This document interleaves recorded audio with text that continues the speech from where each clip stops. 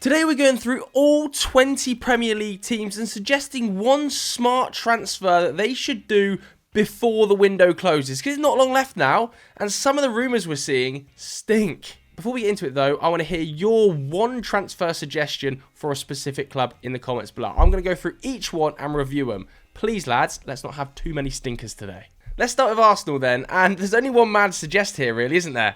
And that is Eberechi Eze. Now, it feels like Arsenal were really forced into this transfer rumour to some level. Obviously, coming off the back of that Kai Havertz serious knee injury news. Really sad for him. Obviously, he had the hamstring surgery at the back end of last season, so not great. Leandro Trossard then signed improved terms, and I think Arsenal social media, Arsenal fans, went into meltdown to some level. But then we had the news that they have beaten, or are on the verge at the time of recording anyway, of beating Spurs to the signing of Eberechi Eze. And I have to say, this, in my opinion, is a game changer for them. I still feel like Eberechi Eze is one of the best players in the league outside of the title challengers. Not only can he play in that 10 role, he can offer an option on the left. His ball carrying ability is some of the best in the league. Shooting from range and having the tools to demolish low blocks is going to be absolutely essential for Arsenal across this season. I just think he is a fabulous, fabulous footballer, and what I particularly like about the move to Arsenal is that it offers the Gunners two different ways of playing, right? You can play alongside Odegaard, you can play instead of Odegaard.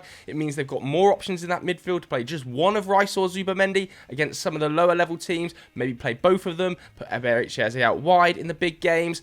He has such a wide-ranging skill set, it's perfect for Arsenal. And I also think you have to take into account off the field, Arteta has built a really, really strong culture within that group. A very strong culture at the club.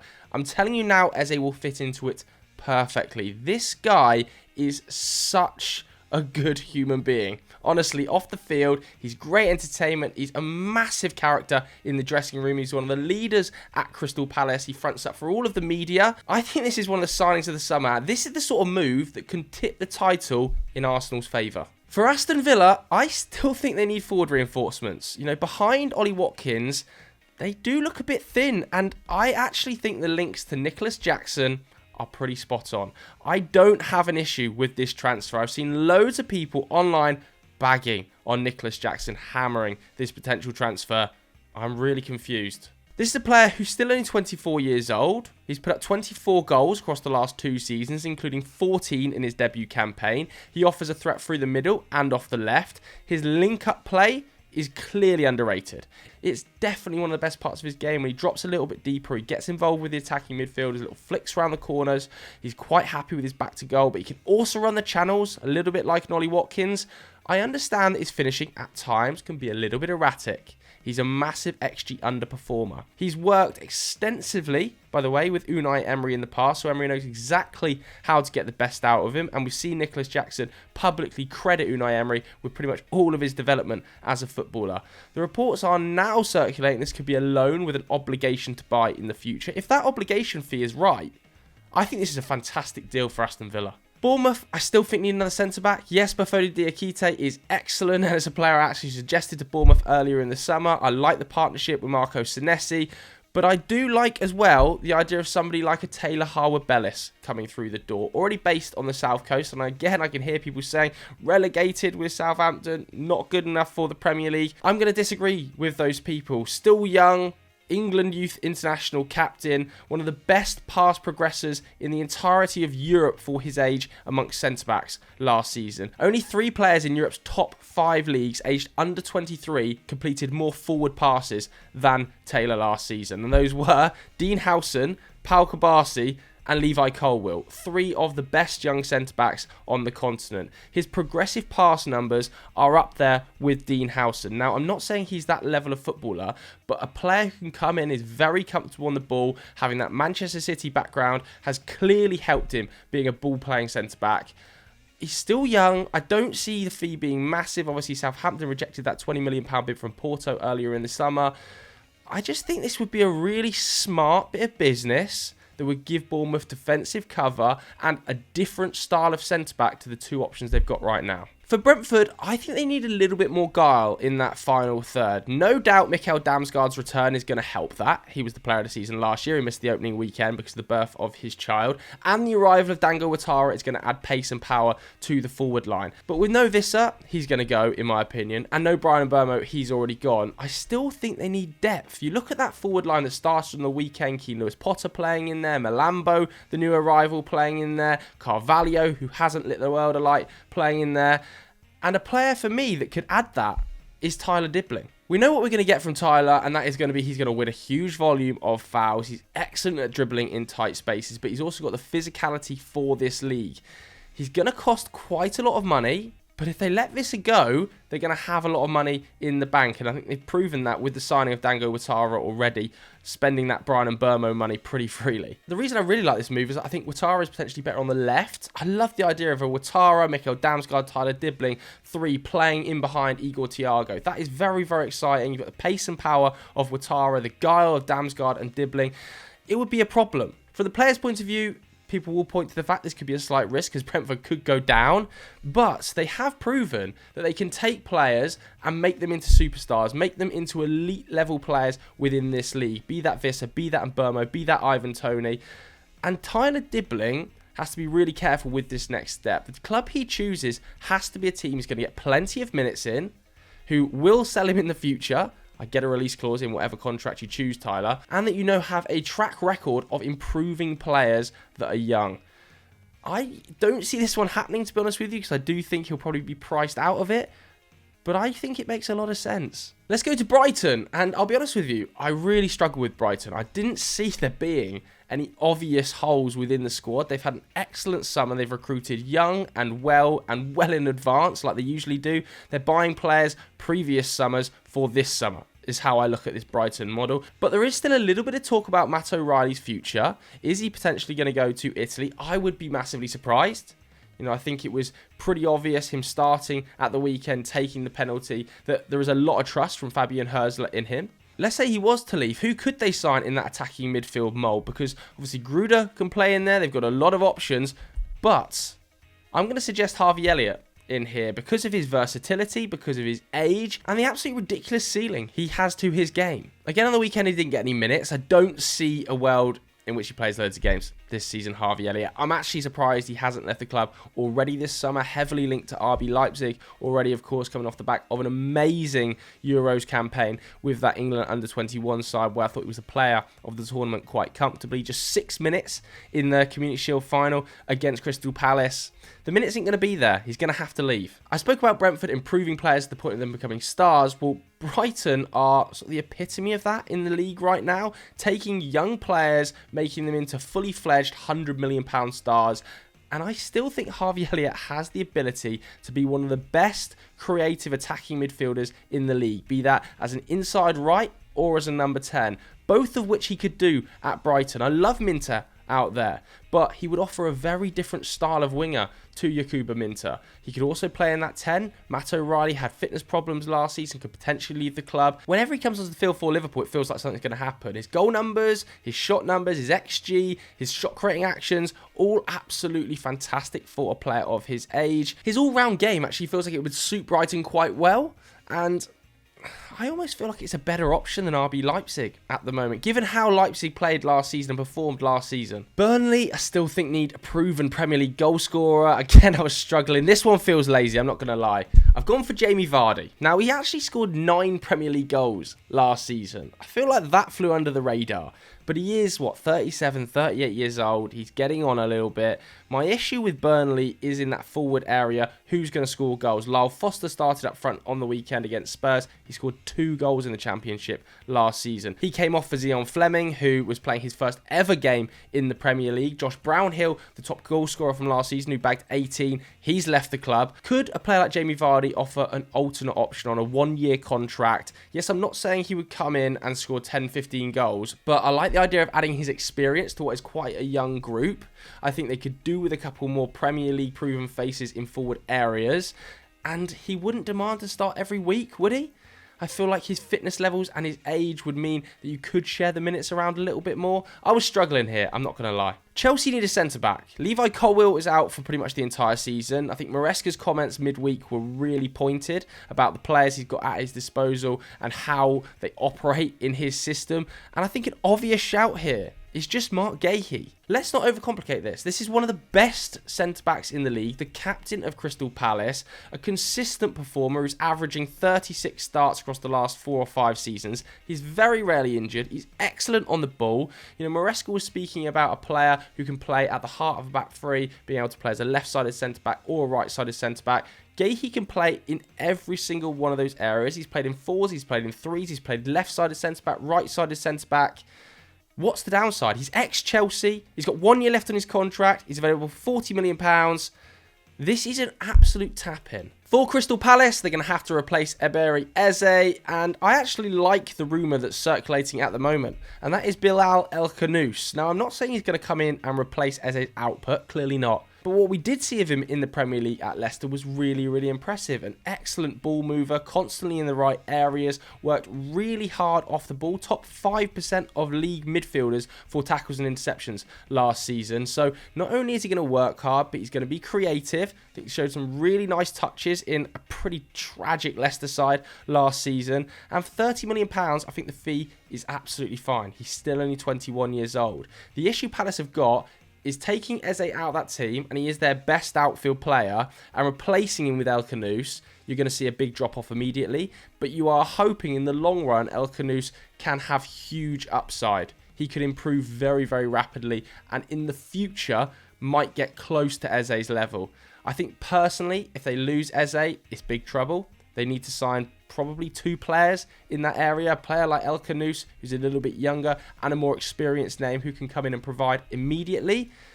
But yeah, I think there's a lot of positives to an El Khanous deal. Everton worried me on the weekend. I've been very, very positive about them, but it was not a good performance against Leeds. I still think they need a right back really badly. I think Jake O'Brien is doing a job there, and he's doing a fine job.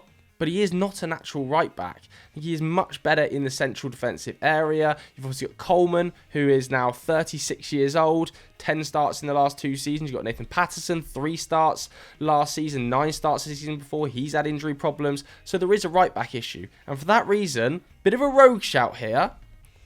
I'm going for Matty Cash. The reason I'm going for Matty Cash is over the last couple of days I've seen rumours springing up linking him with a return to Nottingham Forest, which I think is a really exciting deal for Forest and for Aston Villa. Aston Villa clearly need a little bit of money, don't they? They've obviously sold Jacob Ramsey. They probably didn't want to have to do that, but for PSR reasons and for FFP reasons, they've had to. They're also setting really close to the UEFA squad cost rule. I think that rule is 71% of your turnover can be spent on wages.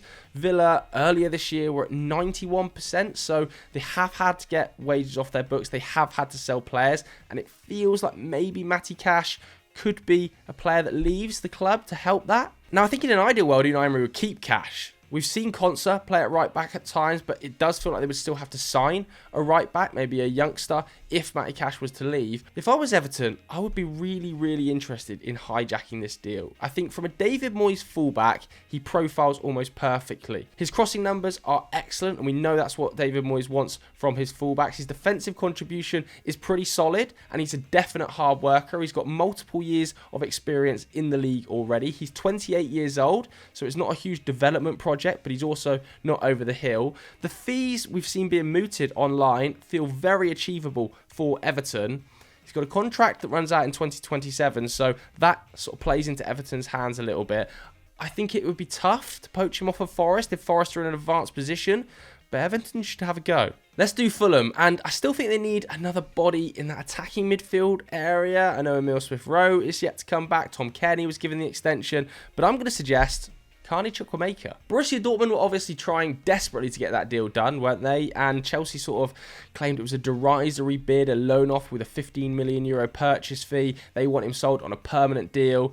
Well, I think Fulham should be all over that. A permanent deal for Carney Chukwuemeka would be excellent business. He wouldn't have to relocate. He's a fantastic ball carrier, can provide goals and assists in the final third. He's still only 21 years of age. I think Fulham have done really well in recent years, taking players that are kind of discarded by some of the elite sides, be that Emile Smith-Rowe, be that Reece Nelson on loan, Andreas Pereira, and give them a second opportunity. I think that's exactly what they could provide to Carney Chukwuemeka. Now, Juventus are apparently extremely interested in doing a deal as well, so this isn't going to be easy to do. But for me, he would just offer enough of an option at a 10. He could also play as an advanced 8, help out on the wing. He's very, very versatile. He adds the physicality. He's played in the Premier League. He's homegrown. Yeah, if I was the sporting director at Fulham, this is the type of player I would be going for. By the time you watch this, it's probably been made permanent. But again, I love the rumour linking Leeds United with Noah Okafor. I think Leeds need a bit of pace and directness on the flanks. What is Okafor unbelievable at is dribbling in 1v1 areas. He is a chaos merchant. If he stands you up, you are dead in the water. Over 3.5 successful take-ons per 90. That is a ridiculous number, okay? That is in the top 1% of European wingers. He is so direct and so dangerous out wide. I think he also can offer cover slightly more centrally if he needs to. I think he does have a few output issues. 6 goals is his best ever goal scoring campaign, but he hasn't played loads of minutes since he's gone to Italy. He hasn't really been given the chance, and I think he's going to get that at Leeds. Liverpool managed to get a centre-back over the line, didn't they, with Leone? And I still feel like they need a forward, particularly a player who can play on the left wing, to support or to compete with Cody Gakpo.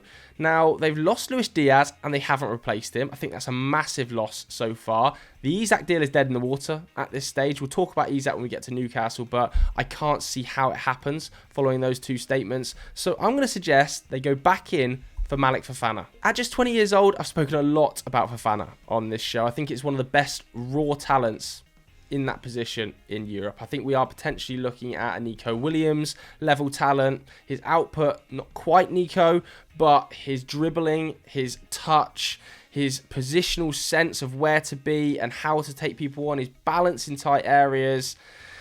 He's so special. And I think what I like most about this is that the fee Liverpool could probably attain for Fofana for, which isn't going to be eye-watering because of Leon's position, means that he doesn't have to come in and be a superstar starter straight away. He could compete with Cody Gakpo, offer something very different to Cody Gakpo. I think he's more physical, more direct, more of a goal scorer. But Malik Fofana, if you were to bring him off the bench, would just add that X-factor quality of being able to change a game in a moment. And for a fee that would probably be less than 40 million euros, what's not to like here? Man City is impossible to do. I've based this on the idea that Savinho could leave. I don't think he will go to Spurs, but if he does go to Spurs, I think Rodrygo is the ideal option. He's the perfect player for this Pep Guardiola system. He's an output machine, really, really creative from that left wing or right wing position. Great first touch. He can float in between the lines. I think he's a ceiling raiser even for Man City. He's better than Doku. He's better than Savinho. I think he's better than any wide man Man City have on their books. He'd be an immediate starter for this team. Experienced in the Champions League and a super club like Real Madrid where he's had to deal with the pressure.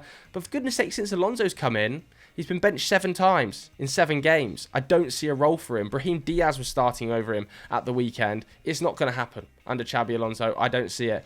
And if Man City do move Savinho on, this is a big upgrade. Manchester United need a goalkeeper and they need a central midfielder. It's the toss of a coin for me. I think at the weekend, coming off of that Bayande era, everybody is talking about a goalkeeper. I still think Donnarumma is a fantastic option. The later this goes in the window, the more his wage falls, the more the agent fee falls, the more the fee with PSG falls. The issue is, it looks like he's going to go Man City, which is a move I just don't get.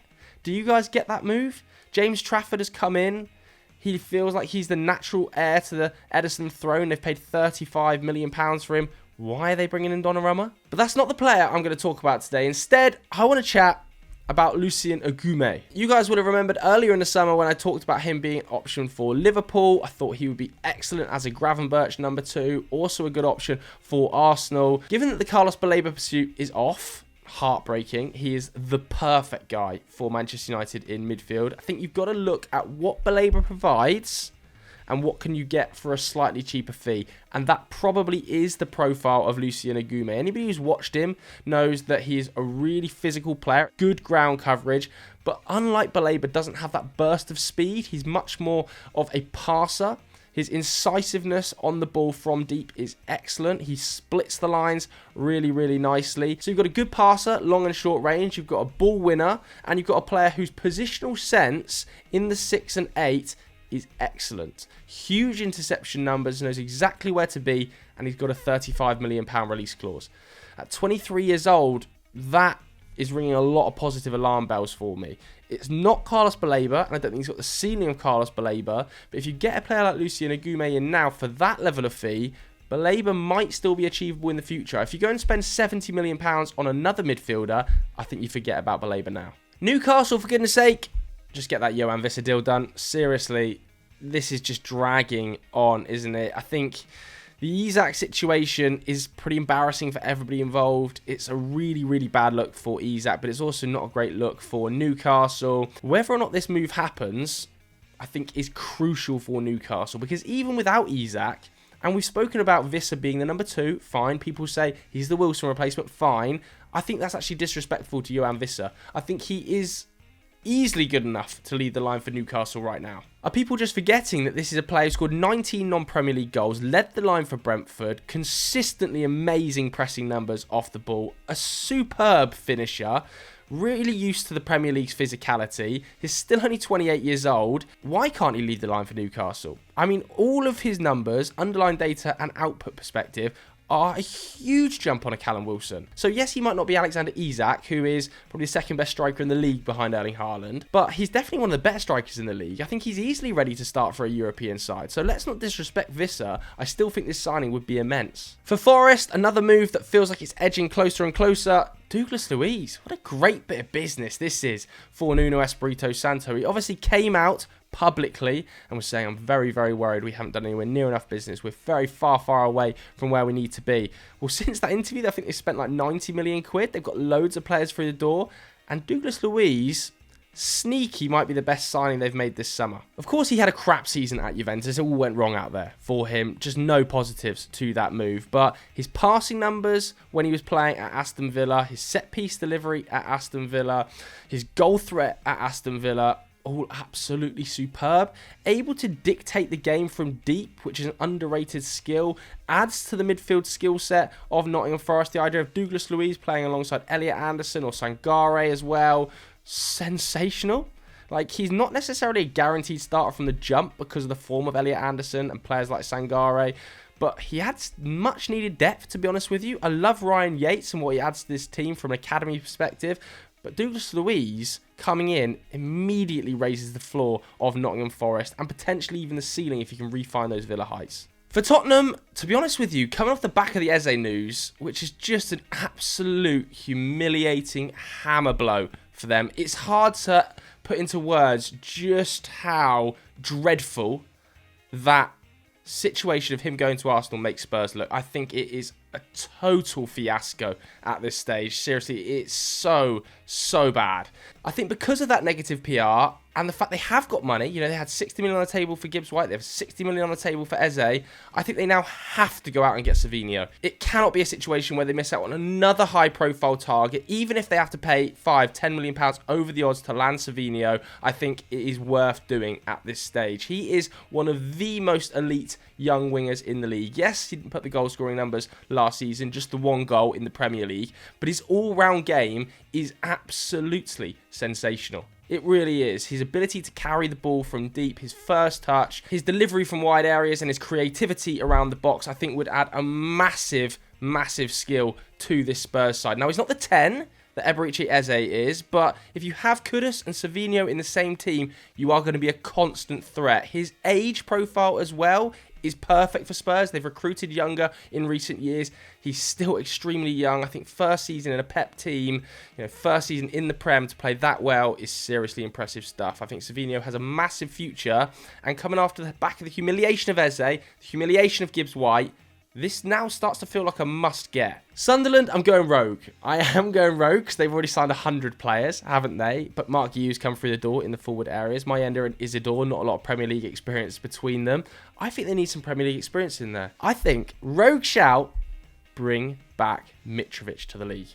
Mitrovic in the forward areas in this Sunderland team would score a bunch. If you watch them at the weekend, the delivery from wide areas, the delivery from set piece, the willingness of players like Adingra to put the ball in the box means that even like Mayenda gets on the end of deliveries, Isidore is going to get on the end of balls. Mitrovic would have a field day. It's not as if he's totally over the hill. He's 30 years old. Al Hilal are actively trying to get him off their books. They want rid of him. He's earning a huge wage, I understand that, and it would be a problematic situation, the wage. But if there is some way you could work out with Al Hilal a split wage or a wage decrease and a low fee, I think this would be smart business. And maybe I'm going completely crazy here, but I still remember Mitrovic in the league just taking bodies. 14 Premier League goals in his final season there. If he got 10 or 12 goals for Sunderland, it might well keep them in the league. I think there's a lot of quality in that squad right now. And yes, Mark Guehi wouldn't get loads of minutes and it would be a problem for Isidore, problem for Mayenda, but he'd be the starting number 9. West Ham still need creativity from midfield. They need some bodies in midfield. Honestly, the summer has been really poor from them.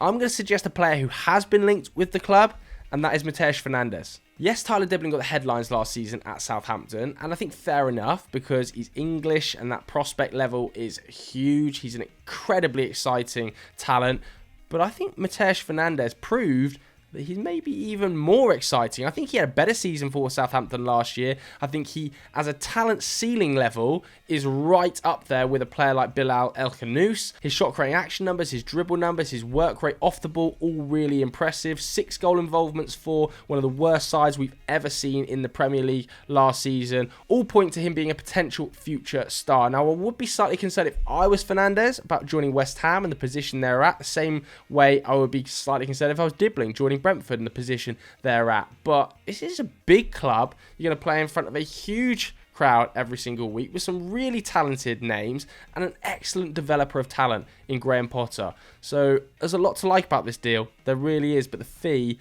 has to be right. Wolves, I still think, need some midfield cover. Yes, Andre and João Gomez are excellent in there, and as a 2 operate really nicely. But behind them, there's not loads of options. I'm going to suggest another player who can play in deep lying areas, and I can't believe hasn't been snapped up by a Premier League team yet this summer.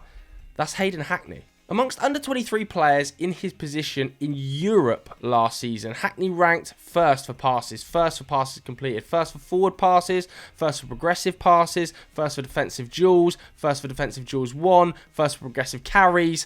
This guy has a really well-rounded skill set. Now, balance those numbers out from the fact he's playing in the second tier of English football, so those numbers would drop considerably if he was playing in the Premier League.